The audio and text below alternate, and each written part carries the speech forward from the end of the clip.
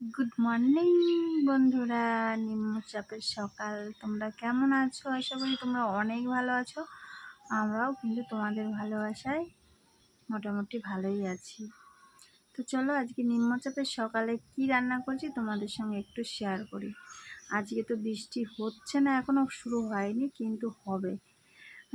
তো সকাল সকাল বাজার নিয়ে চলে এসেছি, তো চলো তোমাদের সঙ্গে একটু শেয়ার করি। তো দেখো বন্ধুরা, এই যে সকাল সকাল নিয়ে চলে এসেছে পাবদা মাছ তোমাদের দাদা ভাই। এই যে পাবদা মাছের মানে দই দিয়ে রান্না করব। আর আছে খালের কমলি শাক। দেখো কত সুন্দর মোটা মোটা টাটকা শাক। তো তোমরা কারা এরম কমলি শাক খেতে পছন্দ করো কমেন্ট করবে। কিন্তু এটা কোনো মানে সার কিছু নেই, এটা কিন্তু পুরোই সার ছাড়া।